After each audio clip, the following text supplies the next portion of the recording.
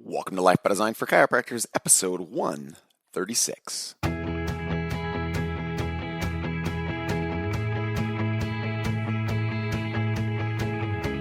Welcome to Life by Design, the podcast for chiropractors. Here's your host, Dr. Jamie Richards.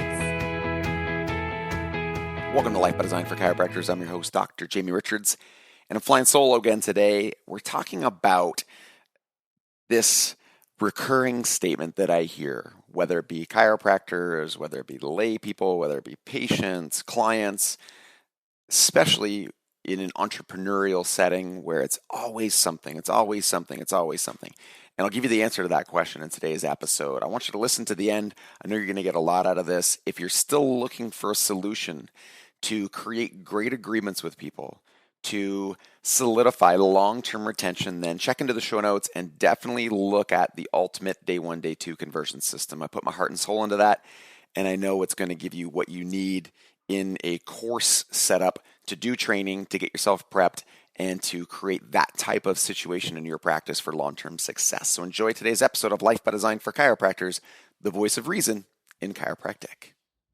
Hey guys, welcome to Life by Design for Chiropractors. Today's episode of the podcast, we're talking about a statement that I heard from not just one coaching client, but many, and I've heard it over and over again. It's probably something that lay people as well say, other business owners, other entrepreneurs. It's an extremely common phrase that we use, and I want to break that down and talk about that a bit today, and that's that, it's always something. It's always something. There's something else. And now there's another problem. Then I've got this problem. And then this person called me and they brought me a problem. And now this patient's got a problem. And now my staff's got a problem. And it's always something.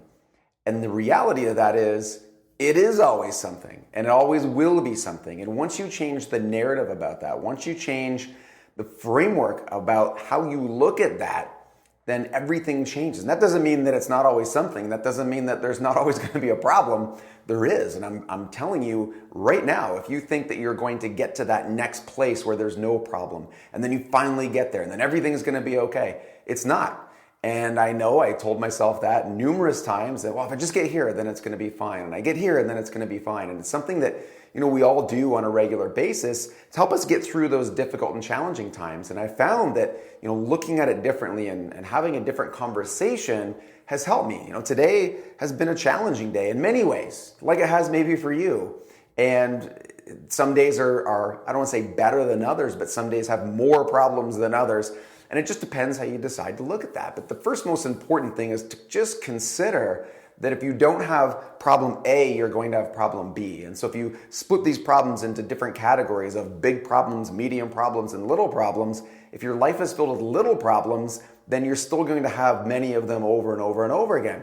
If your life is filled with big problems, you still have problems, but those problems have a bigger impact. Those problems generally come with a bigger reward, and those problems tend to then dilute or dissipate or eradicate, in many cases, those problems that exist. The problems that I generally don't have are problems of what Susie said, or problems of, what's happening on Facebook, or problems of, what's happening with the shutdowns. It's not that we're not immune to those things. They affect our business, but there's bigger problems. Problems like, where are we going to put these new people? How do we contact all of these leads?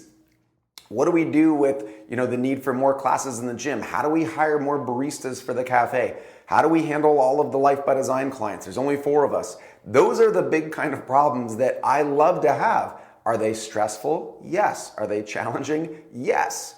But so is, what did Susie say? And so is, well, Facebook isn't working and it doesn't work for me and I can't figure out how to market. Those problems exist. They're just as stressful. So simply changing the way you look at this and accepting reality. Who would have thought? Life by Design. Reality exists. Accepting reality. And that's, you're going to have problems. You might as well have as big of and significant problems that you could possibly have.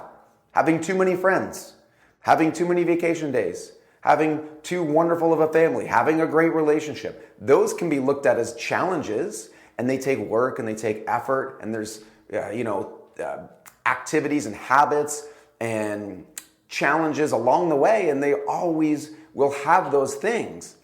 But I'd rather have those than what did Susie say? And is Facebook going to work for me? And what happened on TV? And what's going on in the Kardashians? And all these other things that people get caught up in.